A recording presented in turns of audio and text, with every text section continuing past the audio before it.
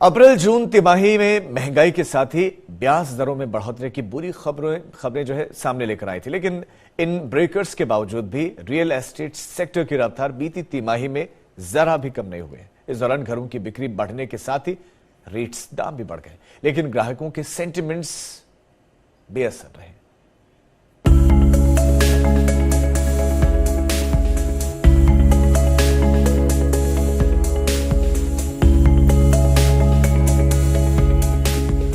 महंगाई और home loan का इंटरेस्ट रेट बढ़ने के बावजूद कोरोना का कहर झेलकर निकले देश के रियल एस्टेट सेक्टर का हौसला बरकरार है।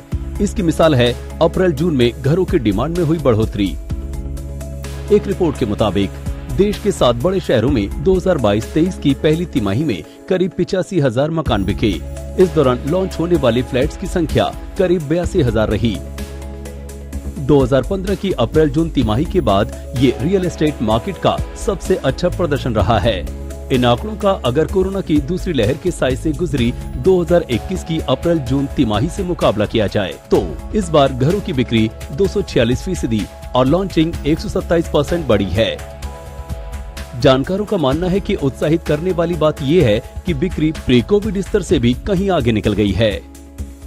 Sales and ready to move से अंडर कंस्ट्रक्शन की तरफ शिफ्ट हो गया है। डेवलपर्स द्वारा नई डिफरेंट स्कीम्स लाई जा रही हैं, अट्रैक्टिव जो होम बायर्स को अट्रैक्ट कर रही हैं। फिर डिफरेंट पेमेंट प्लान्स है, न्यू कंस्ट्रक्शन टेक्नोलॉजी है, गुड एमिनिटीज है, इंफ्रास्ट्रक्चर डेवलपमेंट है।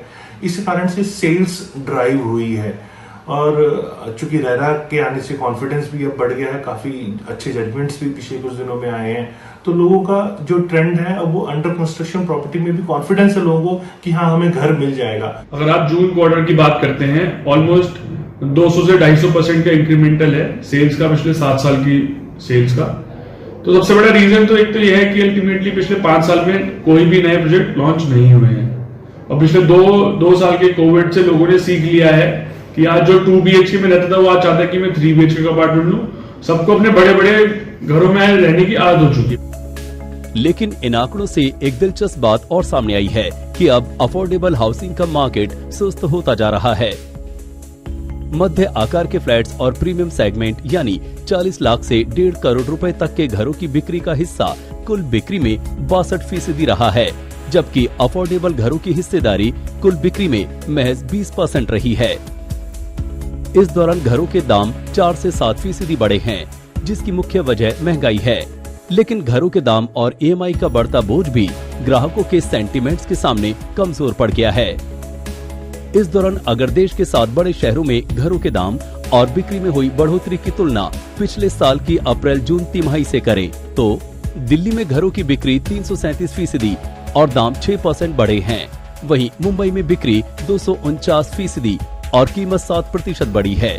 पुणे में बिक्री 229% और दाम 5% बढ़े हैं।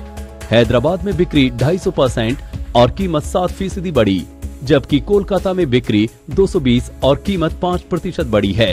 बेंगलुरु में बिक्री 219% और दाम 7% बढ़े हैं और चेन्नई में बिक्री 138% जबकि कीमत 4% बढ़ी है। हालांकि इस बीच रियल जून तिमाही के लिए नाइट फ्रैंक नारेडको का रियल एस्टेट सेंटिमेंट इंडेक्स 68 से घटकर 62 पर आ गया है, लेकिन राहत की बात यह है कि मौजूदा और फ्यूचर सेंटिमेंट स्कोर अभी भी पॉजिटिव जोन में है। आदित्य के राणा, आज तक।